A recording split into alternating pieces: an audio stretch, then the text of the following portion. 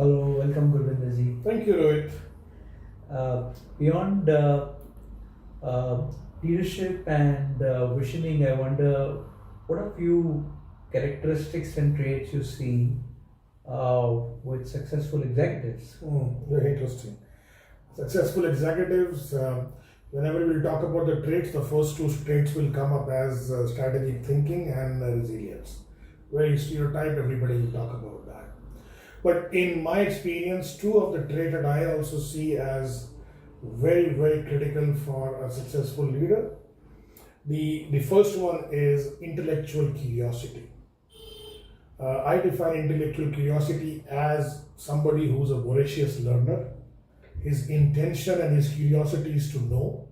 It could be a topic within the industry, let's say supply chain management, it could be artificial intelligence, it could be working around a new technology which has developed.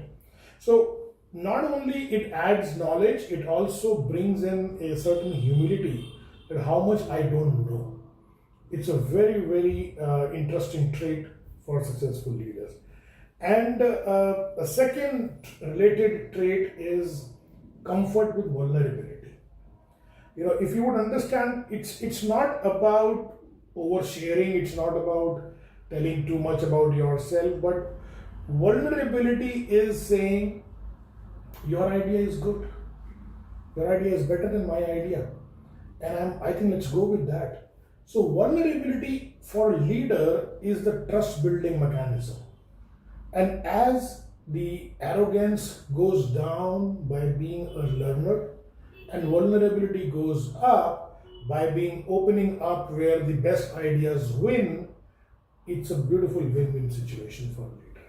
Beautiful, beautiful. I love the way you connected vulnerability and the trust.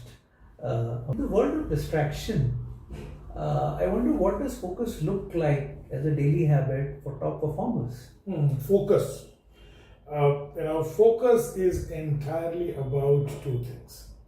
It's about energy and it's about attention management. We live in a world of distraction. There is a constant demand on us, but the time we have available to us is finite. It's limited. And so the quality of our focus decides the success of our entrepreneurship or our businesses. So a couple of daily practices which I recommend to build on focus is one is in your calendar you put some deep focus times. That this 90 minutes or this 2 hours I am going to be uninterrupted, highly focused, and this is non-negotiable. This time I cannot be disturbed. And this 2 hours or 90 minutes is the way where the real value gets created because you have a focus on that. The second thought that I always have around building focus is what we call as the energy audit. Now, energy audit is knowing what drains my energy and being aware of it. Maybe and what builds my energy. Maybe a walk around the corridor builds my energy up. Maybe drinking a water builds my energy up. Taking a 5 minutes break might build my energy up.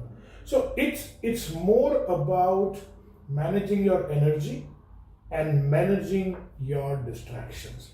When you are able to do these two things, your focus is much more deeper. Lovely, lovely. Story time, Gurbindersingh. Can you tell us some real life examples of leaders whose work style not only impressed you, but you actually derived some business benefits using them?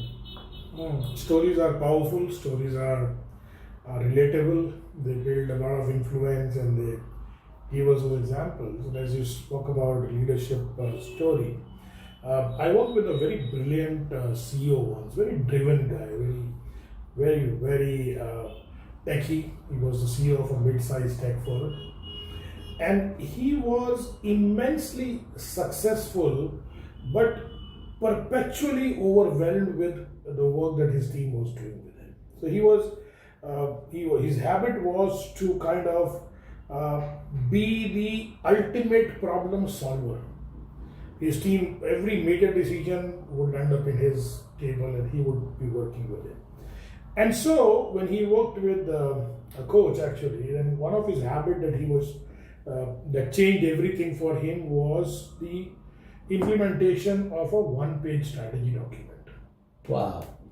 And he forced himself to create and the leadership team to distill everything into a one-pager.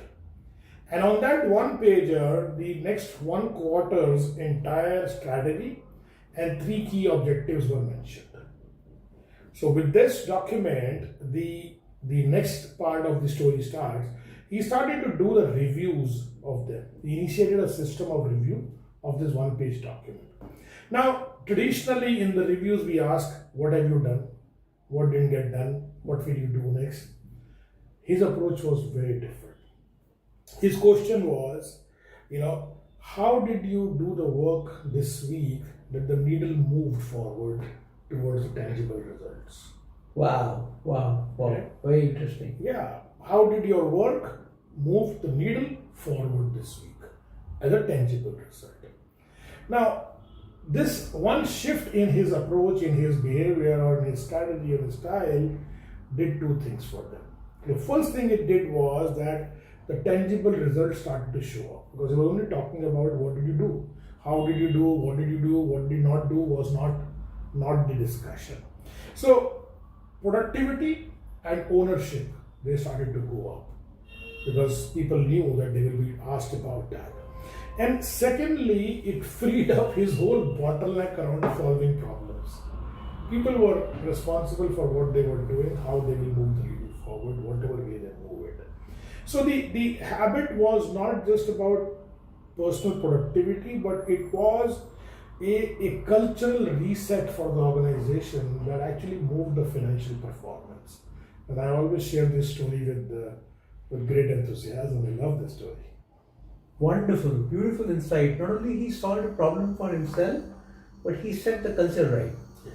Making it big today in the corporate world, is that a function of building a good brand, doing really a great work, or managing politics, or doing all of this? I think it's a combination of all of that. But there is a certain critical hierarchy to this. And look at it like this, delivering the result is definitely the ticket that we always look for the game.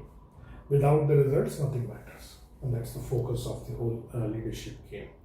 But building a strong personal brand amplifies your capability to deliver the results.